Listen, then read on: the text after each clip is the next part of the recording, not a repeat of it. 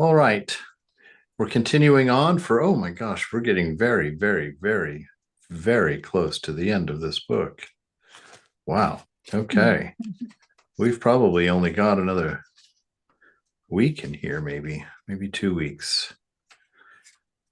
Oh, we better find another book. If anybody has a good Christian scripture that they enjoy or Christian writing that would be beneficial, or you think that would be beneficial, throw it into the pot. Let us hear about it and we'll see.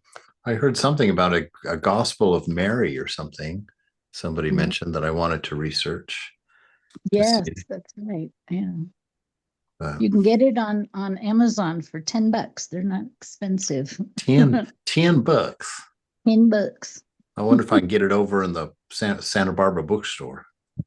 I don't think so. It's Maybe pretty unusual, that book. uh, But obscure. whoever recommended it, I thought that was awesome. So Well, I'll look it up and see what there is to say about it. mm, But we're on chapter 12 of book 4. Book 4, the Blessed Sacrament, chapter 12, on how we should prepare to receive Christ in Holy Communion.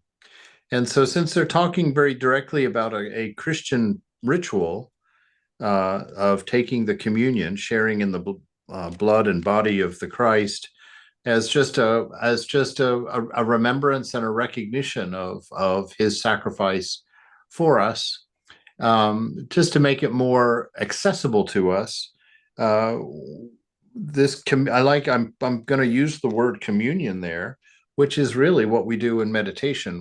What is our practice of sitting in the presence, and since that's something that all of us do, these same techniques and these same preparations and attitudes and whatnot that he's been talking about how to take the communion with a deeper meaning. One was he mentioned, the sacredness of the time and to really sit with attention and to sit with purity and to sit with focus and to be very present when you do that ritual. And also he talked about the condition of the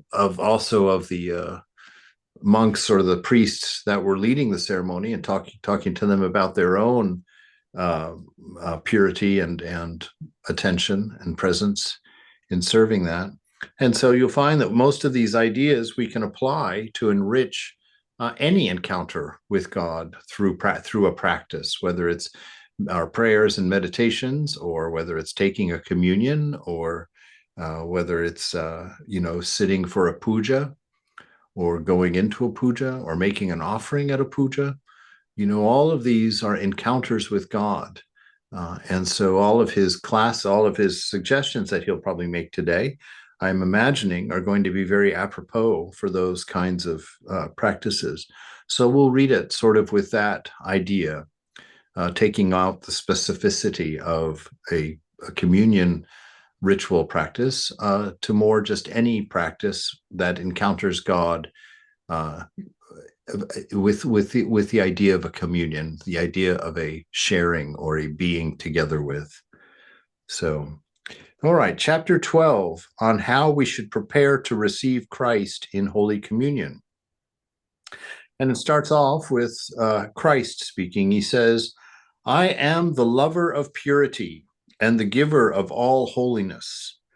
Right. And I love this, that I always remind myself, because purity, I sort of grew up with this attitude, this Calvinistic, uh, you know, prudish idea of purity.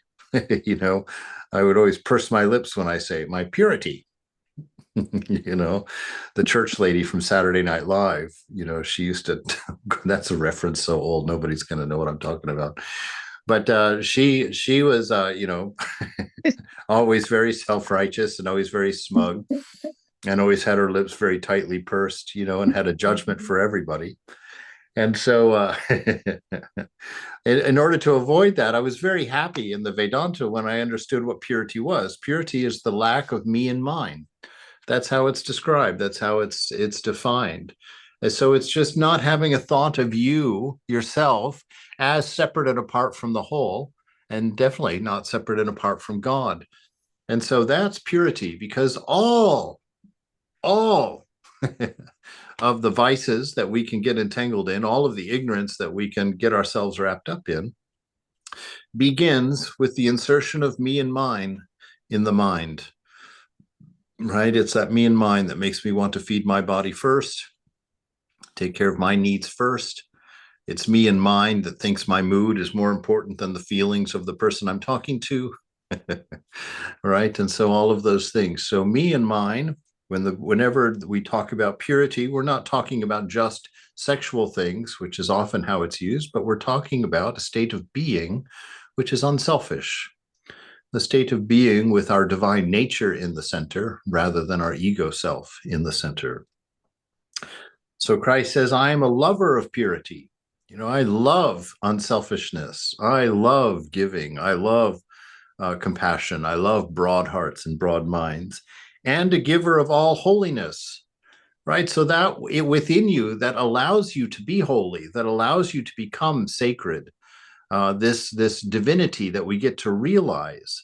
All of that is the image of God within. So your grandest moods in meditation, your most beautiful insights in meditation, your most lovely times of tears in meditation are all because of that God-given gift, the self, which is infinitely holy, infinitely sacred, infinitely blessed, that exists within us, that we ultimately get to make our home in such a beautiful vastness of wonder and beauty.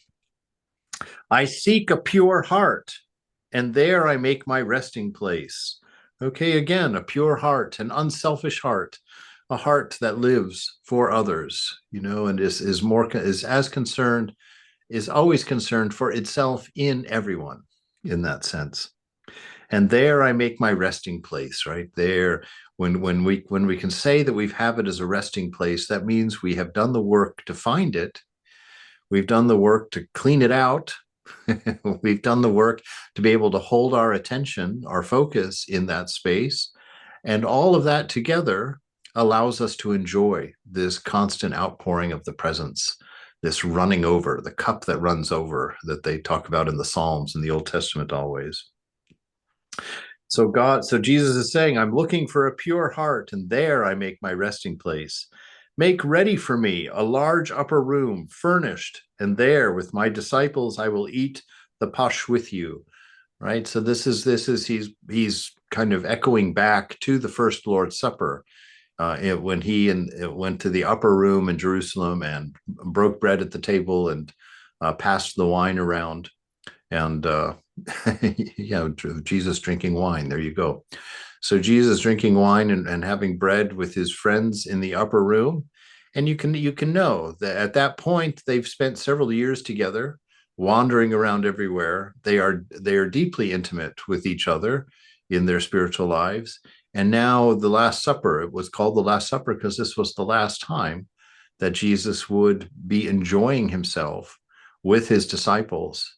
You know, later that evening, he goes out to the Garden of Gethsemane and weeps in great anguish over what he knows he's about to have to endure.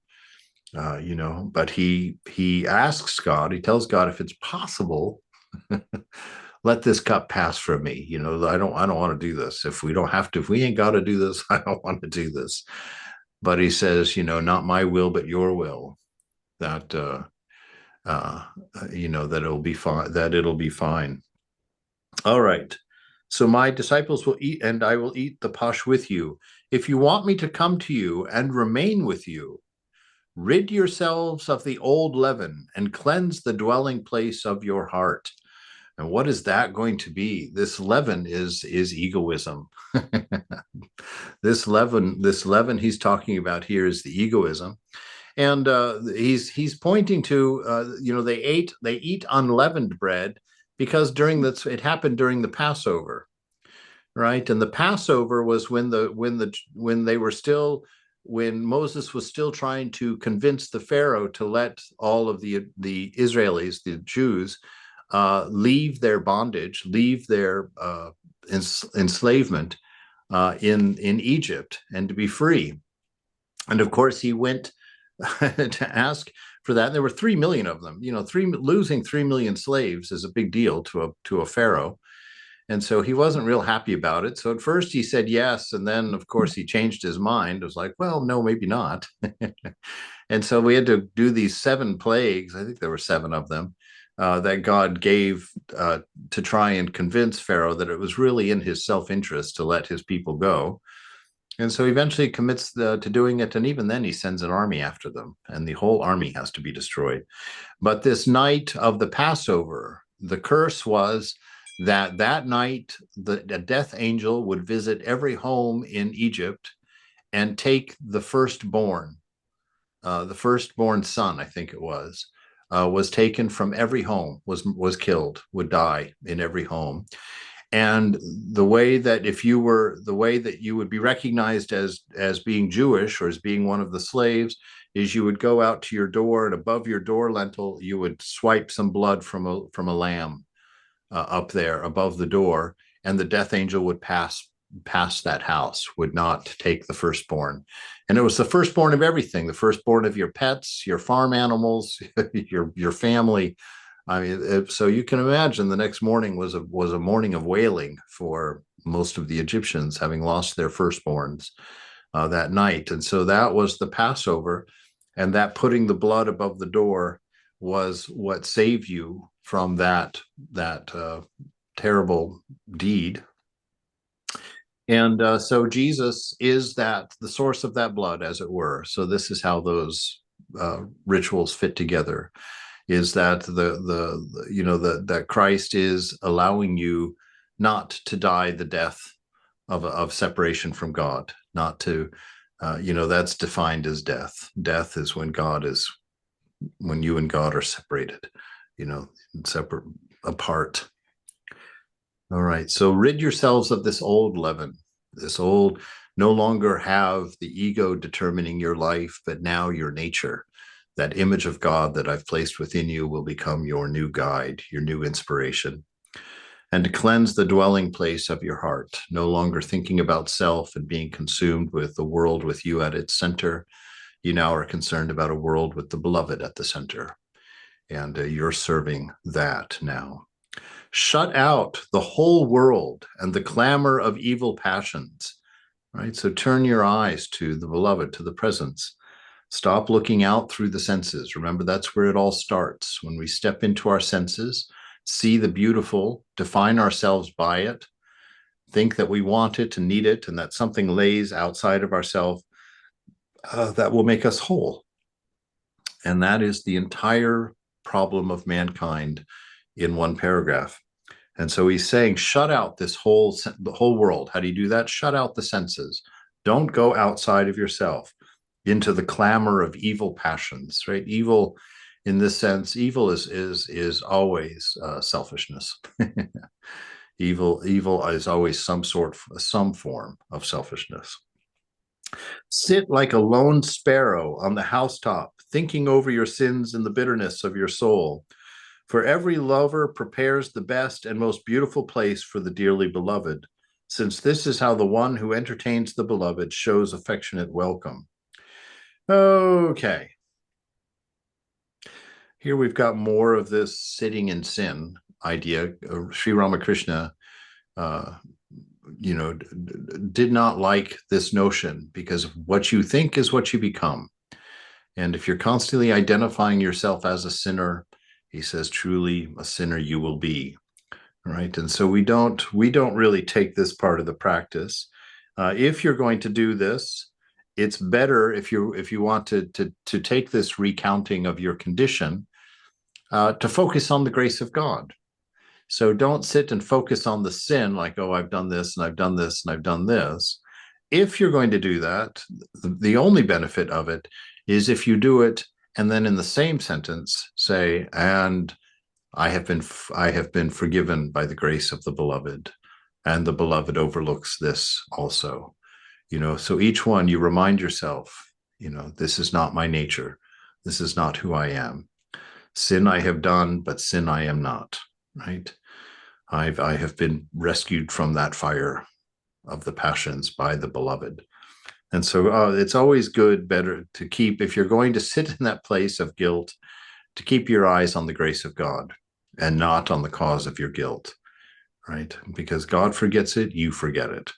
And for God's sake, don't do this all of your life sitting there in the same space, because Jesus and any of the avatars did not come for you to remain in that awful space of lost in your senses, you know.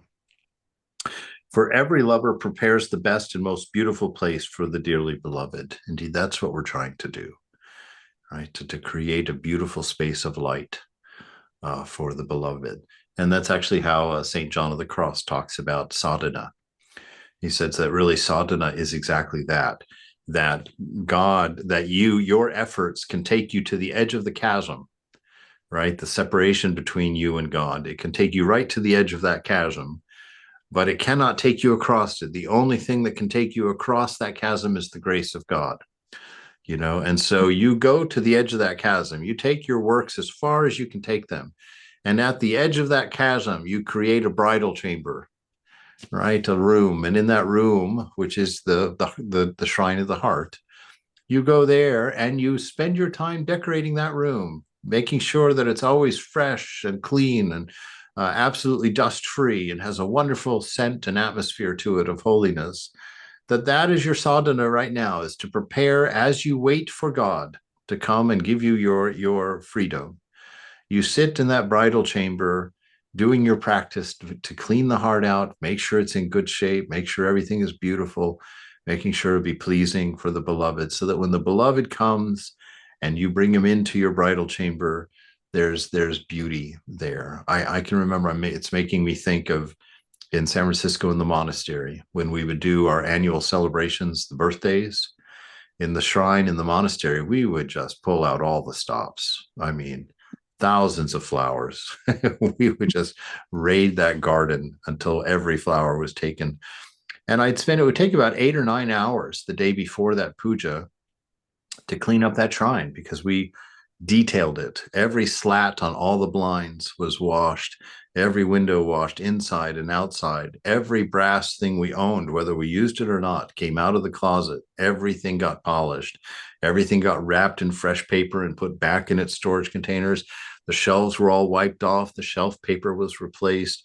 You know, all the spider webs in the corners were removed. All the carpets were spot cleaned and vacuumed. All the furniture came out from the walls got wiped, the corners got cleaned. I mean, I'm just going to the details because it was 8 or 9 hours of that. And I can tell you that when you're first on board, you're like, oh my God, thank God this only happens once a year.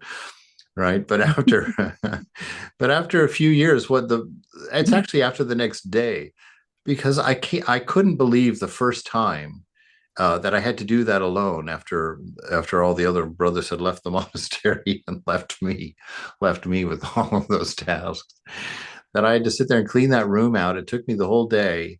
And I could never have imagined that the next morning when I sat down to do puja in that room, the joy that I felt in my heart of being able to make that offering and to do that puja in a room that I knew was pristine, because I had touched everything. I had gone through every scrap and minute detail in that room. And what a wonderful feeling to sit down the next morning, to look at the shrine with just thousands of flowers all over it, sometimes lights. I did that one year. Then Swami told me he didn't like that idea. I put Christmas lights on the shrine. He was like, no, see, not necessary. So I stopped with the Christmas lights. But you know, just that joy. And so in our spiritual life too, you know, if you just have a great week where you get up and you do your practice sincerely and have a great time every morning, and you do your studies and you don't skimp on anything and you don't cut anything out, there's just this gift that Mother gives you, just this knowledge, ability to really feel that sweetness, that closeness. And it's when you become aware of how beautiful it is to be faithful, to live according to your nature. If you can just if we can just manage that for a short time, then when that selfishness or when that egoism enters into us, that dearth of joy is so palpable, and it is a wonderful help in doing the right thing, because you really get a very direct indication of what it is to live according to your nature versus living against your nature, right? To live a life of selflessness rather than a life of selfishness.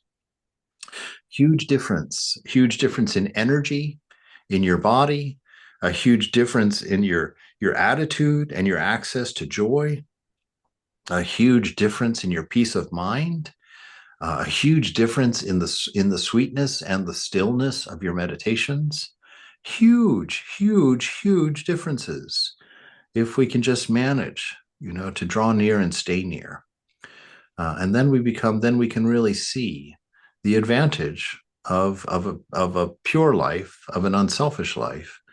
And we can feel what it does in our bones. We can see the difference of body and mind when it's not free.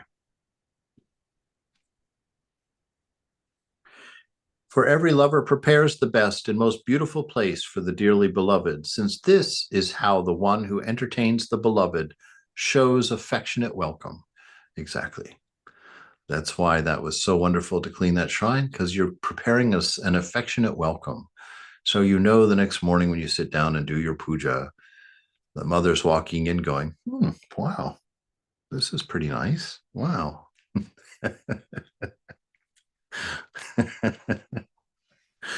All right. Nevertheless, you must realize that you cannot make adequate preparations for me through your own merits. Even if you prepared yourself for an entire year and with your mind on nothing else, it is through my generosity and the grace that you are allowed to approach my table, just as if a beggar were invited to a rich man's dinner and could only return him thanks for the kindness shown to him. All right, this is true and not true. I'm just going to call it like it is. You are not like a beggar at a rich man's house for one reason. Not only did Christ say that you are an heir, that we are all children of God through him, but Thakur also tells us distinctly, you are not beggars, you are heirs. Vivekananda did a whole lecture on that, that we are heirs to God because we are God. We are children of God. It is God's DNA, as it were, within us, that image of God, that Satchitananda that he gave each one of us to create our life. That is our Cinderella ticket to the ball right there. And we can go in with confidence, right? We can go in with confidence, but we don't go in with expectation. That's the difference. So what he's talking about here could be looked at that way. When the prodigal son, do you know that story? The guy who asked his father for his inheritance early, and then he just went off on his own and squandered it and got drunk and jumped into a worldly life. And he wakes up from being drunk all in a pig pen one night with the slop all over him. And he wakes up in the morning, he's like, oh my God, look what has become of me. I was the heir of a prince, of a wealthy landlord, and look what I've become. And he decides it would do me the best if I would just go home, and maybe my father will take me back as a hired hand and let me work, on the family farm. That would be way better than where I'm at right now. So we go to God with that expectation. And that's what he's talking about here, that we approach God with that understanding, like, this is the best of grace I'm hoping for, but not expecting, because it's grace. And when we get there, the father, sees him coming up the road from way down the road. He goes running down the road to meet his son. When he gives his son a huge hug, welcomes him home, takes his ring off of his own finger and puts it on his son's finger. And as he's calling out to the servants, get ready, kill the fatted lamb. We're having a huge celebration. My son, who was once lost, is oh God, I don't know if I get this out, has come home, and a great celebration. Of course, then you had his jealous brother who was like, "What the heck is this? I never left. I stayed here doing all this work. You didn't kill the fatted lamb for me. You didn't invite my friends to a huge celebration." And of course, the father is just slightly annoyed and says, put it away. Your brother has returned. Let's be happy for that right now. And so this is how we approach it. No expectation. We can't say, oh God, I expected so much more, right? We find contentment in grace. And with grace, we are thrilled at whatever comes our way. But to always acknowledge it is the grace of the beloved that allows you the joy of the moment, that allows you the mantra, that allows you a glimpse of a pure heart. Do the best you can and as well as you can, not from habit or necessity, right? This is wonderful. Not from habit, which means not without your presence, not without your awareness, and not from necessity. Like you're not getting brownie points by doing this. You're not getting something in return for this. This is because of all that you've gotten for nothing. This is because of my love, because of my grace, because of my unconditioned nature. When I show my love, that you're welcome here. So you're not earning any of it. So don't do it out of necessity, like, oh, I better behave myself or else. And unfortunately, many people have used grace in that way. Dangled it in front of you as if it's a carrot to run after. That's such a vulgarity in the face of what grace really is, that it is a free gift given purely out of love, and no other motive, no other agenda. God is not giving it to you for anything. He's giving it to you from love alone.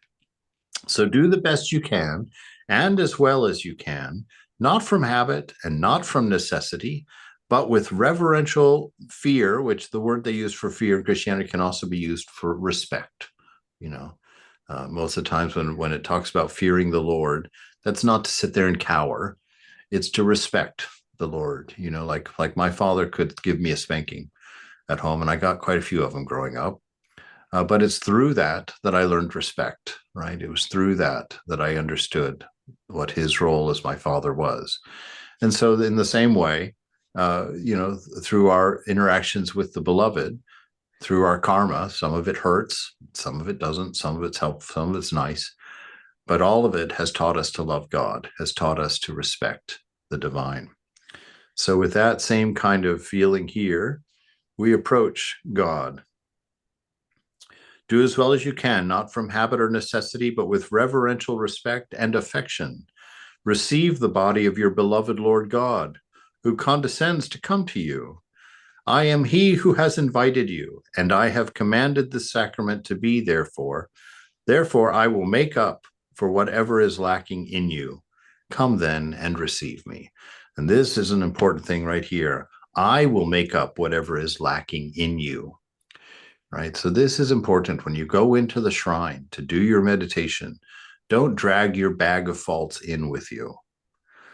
Don't sit there and make a list of all the things, all the reasons that you shouldn't be allowed in the shrine. And oh my God, I can't believe I did that. I can't believe I did that. And look, here I am sitting in the shrine and I'm such a hypocrite and everybody else is so holy and blah, blah, blah, blah, blah. Don't do it, because that has nothing to do with you. God did not forgive you of everything and set you free from everything to have you sit there and put on a litany of all the things he's let go. That's not the point.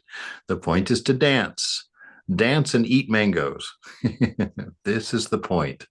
And so when you sit down for your meditation, you're not trying to do anything. You're just trying to make yourself available to the grace and love of the beloved by sitting there and remembering it. Sitting there and being present, which is the proof of that grace, enjoying presence. I will make up for whatever is lacking in you. Come then and receive me. When I give the grace of devotion to you, thank your God, not because you are worthy, but because I have taken pity on you. Right? If you find yourself dry, and this again, this taking pity, I'm going to have issue with that word also, because we just know from our experiences with the beloved, God does not pity us. God is us. So he does not look down on us. He feels and understands our condition thoroughly. So if anything, he is wounded by us. If anything, he feels pain because it's his pain of what it is to be in the condition that we're in, right, in our lives.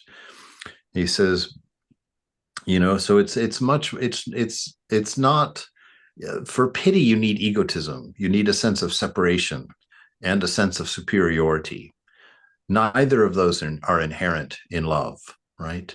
And so we know they cannot be inherent in the divine, in God. So God doesn't look with pity. He looks with the utmost empathy and pain. All of the hurt that has been caused to you, he feels. And it is his nature to alleviate that suffering. Right? It's not a function of pity. It's a function of love, a function of grace. When I give the grace of devotion to you, thank your God, not because you are worthy, but because I have taken pity on you. If you find yourself dry with no devotion, persevere in prayer, sigh and knock at my door, and do not stop until you receive some crumb or drop of this saving grace. Right? So definitely don't be discouraged, because it's not transactional.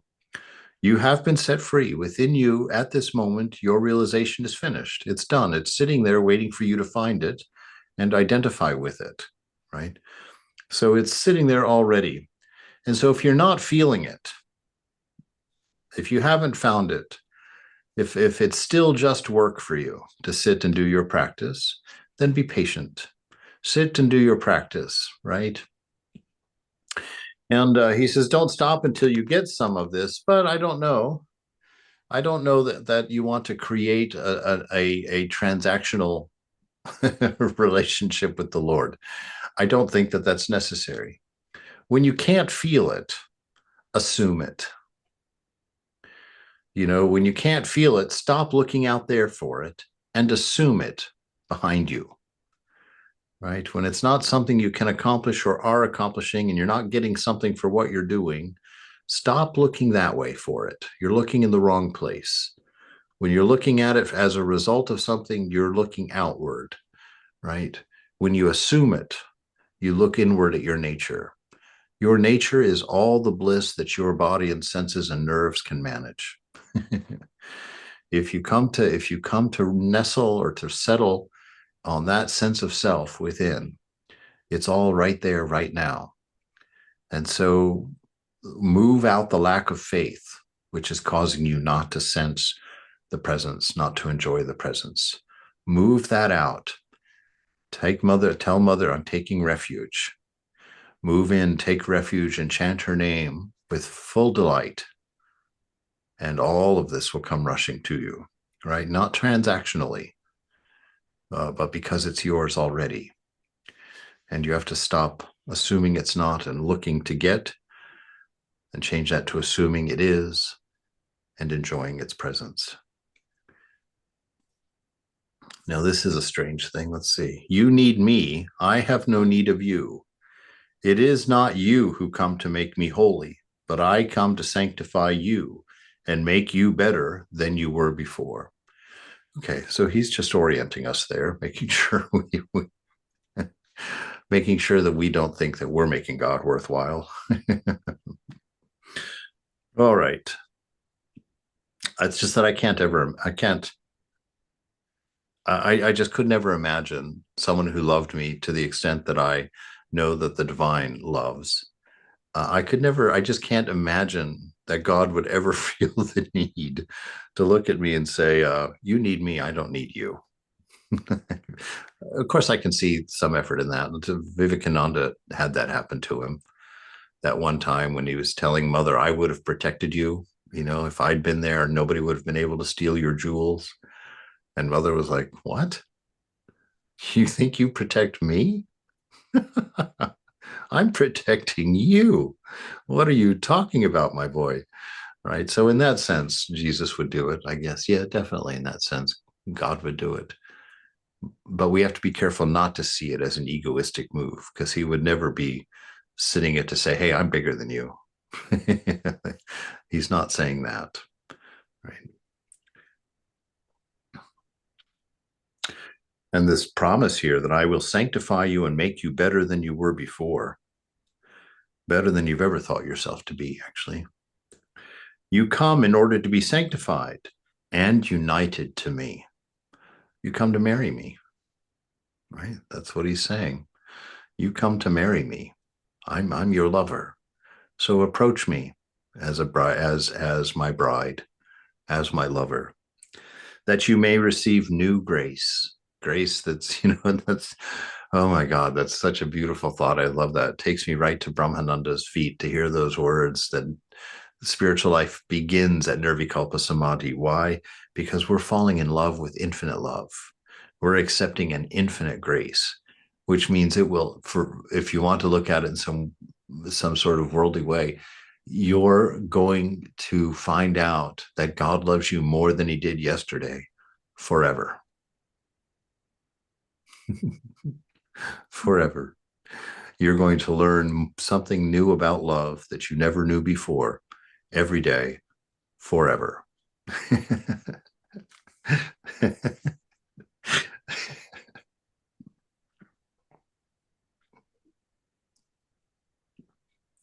That you may receive new grace and incited anew, which means given new prana, new enthusiasm, new vigor.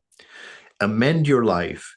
Do not neglect this grace, but carefully prepare your heart and then bring into it your beloved. Right? So take this grace and sit with it. Be changed by it. Be transformed by it. Use it to as the energy to create the beauty of your shrine for the mother, for the beloved, for the divine. Right? Go back and remember making your first card for your first boyfriend or girlfriend. If you lived in that tradition, I just remember the amount of time I put into cards for girlfriends as a boy in high school. It was ridiculous. The effort that I put into those things. Sometimes they didn't even accept them. But that's the whole point. You make it for God and you just offer it and leave it. You don't worry about anything beyond that. So do this. Carefully prepare your heart. Do not neglect grace, and then bring it to your beloved. But it is not enough to prepare yourself by devotion before communion. Also, you should keep yourself in a devout frame of mind after receiving this sacrament. Right? So a beautiful point here that your religion, your religion, your practice isn't just for the now. This is to establish you in the forever. Right? This is to place you in a space for the rest of your day. Right? That's why our practice doesn't end after an hour. Our practice is our life. Right? And so the way that we live, so the meditation that we do in the morning, that's just a moment of intensity that is then supposed to carry the condition of our mind through the day. And so we should be paying attention through the day. When that mind starts to drop off, take a 15-minute break, go somewhere quiet and repeat the names of God or sing his glories or spend a moment meditating on a beautiful poem or something about the beloved, or reciting scripture or chanting something to refresh yourself. It is just as necessary to be watchful after as is the devout preparation beforehand. For careful guarding of devotion afterward is the best preparation for obtaining new grace. right? So always prepare yourself so that you can hold on. That's really the point of our growing in purity. It's not to get the gift, right? The gift is already given. It's so that we can hold the gift without it running out. So we don't have a leaky basket. Some other can fill us up and we can stay full. The way that at sannyas, at the sannyas ceremonies, we got teachings every day from the senior monks. And one of the super old monks, he was super old, came and spoke to us. And he said, you might think that as a sannyasin, it is your responsibility to generate bliss so that you can give it to the devotees. He said, you cannot imagine a more wrong way of thinking. He said, God alone generates bliss. He sits in an ocean of Amrita, right? So you turn to him and you put out your hands, and he will fill your hands with bliss, with Amrita, the nectar of the gods. He says, your practice is so that you can turn around and hand that bliss to the devotees without losing a drop of it because of your leaky hands. So your practice is for you to fill yourself with love so that you have something to give for the rest of your day, right? To fill yourself up with bliss and with joy in the presence so that you can enjoy that for the rest of the day and share it, right? Give it away freely. You will not be disposed to receive this new grace if you immediately turn aside to worldly pleasures. Duh. All right. Yeah. God, I wish there was some fault I could read about someday that I didn't have. But